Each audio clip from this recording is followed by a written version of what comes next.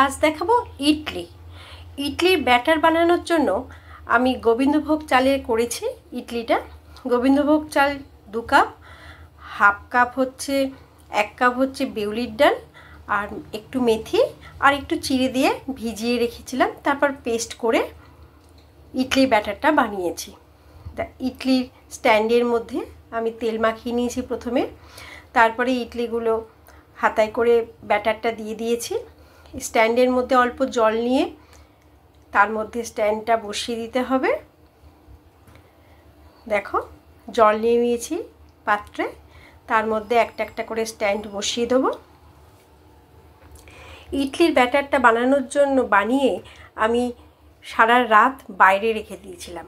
যত বাইরে রেখে দেবে, যতক্ষণ টাইম বাইরে রেখে দেবে, তত ইডলি খেতে ভালো হয়। তাহলে ইডলি বানানোর জন্য আমি গোবিন্দভোগ চাল 2 কাপ, 1 কাপ বিউলির ডাল, একটু চিড়ে নিয়েছি যাতে ইডলিটা নরম হয়, একটু চিড়ে মিশিয়ে নিয়েছি, আর নিয়েছি মেথি। তারপরে আমি ভাপে বসিয়ে দিলাম ইডলি স্ট্যান্ডের মধ্যে ব্যাটার দিয়ে আমি ঢাকা দিয়ে বসিয়ে দিলাম। কিছুক্ষণ মধ্যে একটা আওয়াজ হবে পাত্রে, এই সুবিধা পাত্রে দিলাম বসিয়ে, তারপর একটা আওয়াজ হবে, তখন বুঝবো এই যে একটা মুখ দেখা যাচ্ছে ওখান থেকে একটা আওয়াজ বেরোবে, তাহলে বুঝবো ইডলি রেডি। কি সুন্দর রেডি, নরম হয়েছে দেখো।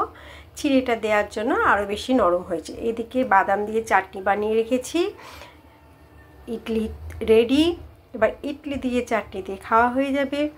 আর চাটনির মধ্যে দিয়ে দিয়েছি সাম্বার, কারি পাতা, সর্ষে ফোড়ন দিয়ে এর মধ্যে দিয়ে দিয়েছি কারি পাতা, সর্ষে তেলের মধ্যে দিয়ে একটু ভাজা করে চাটনিটার মধ্যে দিয়ে দিয়েছি। তাহলে টেস্টটাও খুব সুন্দর হবে। তাহলে ইডলির সাথে চাটনি কেমন হয়েছে বন্ধুরা জানিও কিন্তু। দেখো, ভাজা হয়ে গেছে। এবার চাটনিটার মধ্যে সাম্বারটা ঢেলে দেবো, তারপরে ইডলি দিয়ে খাওয়া হয়ে যাবে। দারুণ লাগবে খেতে। হয়ে গেছে আমার ইডলি আর চাটনি রেডি। ভাজা হয়ে গেছে দেখো। তারপরে ভাজাটা হয়ে যাবে, আমি বাদামের চাটনির মধ্যে ঢেলে দিলাম সাম্বারটা। হয়ে গেল রেডি।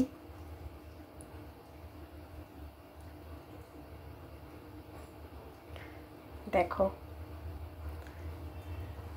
বাই।